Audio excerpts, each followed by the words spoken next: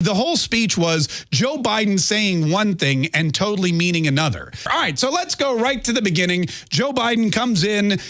He's wearing a mask. He fist bumps a couple of people. Liz Cheney's one of them, which is, not totally unexpected. And he goes to the podium. He takes off his mask. He praises Nancy Pelosi. He praises Kamala Harris. And then he just dives right in with the lies. 100 days since I took the oath of office and lifted my hand off our family Bible and inherited a nation, we all did, that was in crisis. A nation in crisis. Now, here's the thing. The crisis that we are talking about, the crisis that we believe he's discussing is the crisis at the border, the economic crisis. We're talking, of course, about all sorts of a crisis in the election process. We're talking about a crisis of conservative. There's a whole bunch of different crises that are actually happening in this country that we need to look into. But he's, of course, talking about his manufactured crises of climate change, of insurrection at the Capitol, of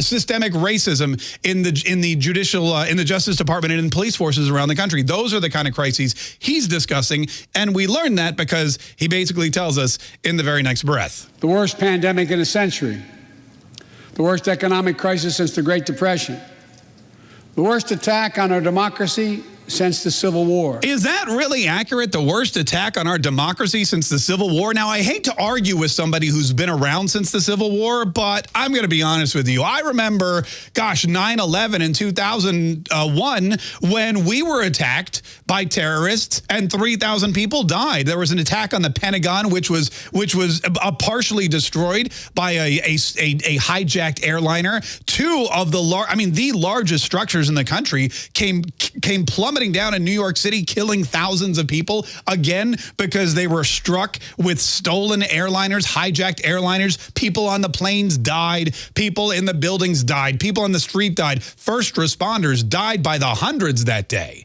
And in Shanksville, Pennsylvania, another plane, which was headed for the very building that Joe Biden was speaking in yesterday to take even more lives, was brought down heroically by the people on that plane. And instead of ending up at the center of our democracy, it ended up in a field in Shanksville. And yes, more people died, but they in the end were probably the biggest heroes we've ever had. What about that attack on democracy? What about World War II when we were bombed at Pearl Harbor for no good reason other than the fact that we weren't at war with Japan? What about World War I?